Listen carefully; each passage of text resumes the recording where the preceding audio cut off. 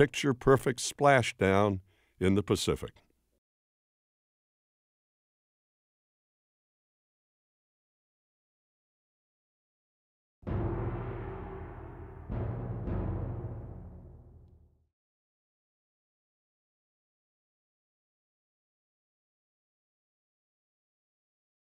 Okay, Houston, we've had a problem here. This is Houston. Say again, please. Yes, Houston, we've had a problem. Houston, we have a problem.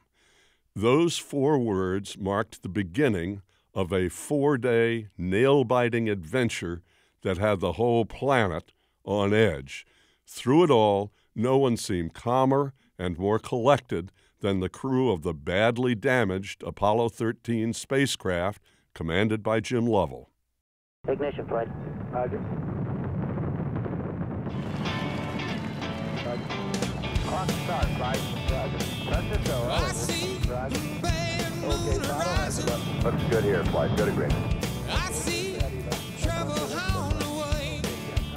When Apollo 13 launched, the afternoon of 11 April 1970, Jim broke a record. He became the first American to fly in space 4 times, and he was on track to become the 5th man to actually walk on the moon. As Apollo 13 sped toward its rendezvous with the moon, an explosion rocked the spacecraft. Lovell, Jack Schweigert, the command module pilot, and Fred Hayes, the lunar module pilot, were in grave danger. The blast disabled the service module, and all of its oxygen supply quickly vented into space. Lovell, Hayes, and Schweigert took refuge in the lunar lander, which had its own independent life support system. But there was a problem. The lander's breathing system was designed to keep just 2 astronauts alive for just 2 days on the moon. Now it had to be stretched to keep 3 men alive for 5 days. Instead of being home base on the moon, the lander became an overcrowded and undersupplied lifeboat in space. Now, landing on the moon was impossible. The big question was whether Apollo 13 could get home to Earth. At 5,000 kilometers an hour, you can't just make a U-turn, even in the void of space. Apollo 13 had to continue on to the moon and orbit it, in effect, using the moon's gravity like a slingshot to fling the spacecraft back toward Earth. Lovell and the crew used the lander's descent engine 3 times to position Apollo 13 for the trip home. Crews on the ground and Lovell's team on board the lander improvised and innovated as they went, making do with whatever worked. The whole world was watching this tense drama on television, but they weren't seeing Lovell and the crew. To conserve electrical power, no more live TV broadcasts came from Apollo 13. These images were filmed by the crew at the time, but were not transmitted back home. The low power levels even made voice communications difficult, and to save batteries, the lander was powered down to the lowest possible level. It got cold, but an even greater threat was the astronauts' own breath. They were exhaling more carbon dioxide than the lander's lithium hydroxide filters could handle, and the abundant supply of lithium hydroxide in the command module was stored in canisters that were incompatible with the landers. It was possible that the crew could be asphyxiated by their own breath. In a simulator on the ground, engineers came up with a jerry-rigged solution.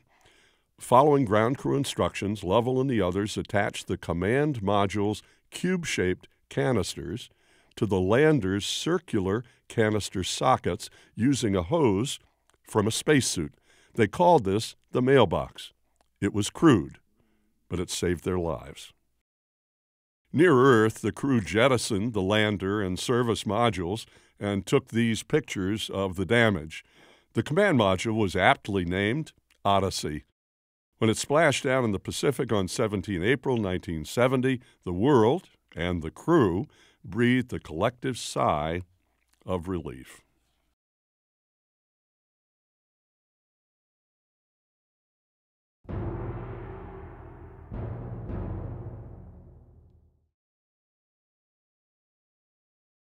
Everything that I'd studied, learned, experienced, worked for 30 years, all came together and gelled in an instant in time. So it was by far the most perfect mission that I was ever involved in.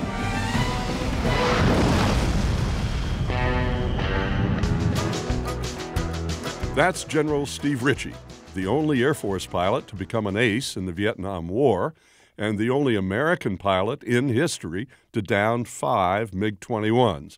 More about that perfect mission in a bit. By 1969, Steve had already served one tour in country and was back home teaching air-to-air tactics for the Air Force. But Steve volunteered to go back to combat. He felt his skills were needed in Vietnam, where supersonic Soviet-built MiG-21s were taking a serious toll on our aircraft. The Phantom IV was our answer to the MiG-21. It was faster, but the MiG had a tighter turning radius. The Phantom's power gave it the edge in vertical maneuvers. Steve killed his first MiG-21 on 10 May 1972. This History Channel animation shows how he took out the MiG with the second of 2 Sparrow missiles. Steve got his second MiG 3 weeks later. Then came kills 3 and 4, that most perfect mission. Steve got 2 MiG-21s on the same day, 8 July 1972. Our forces had intercepted North Vietnamese air-to-ground communications, and Steve got a dire warning about a flight of MiGs.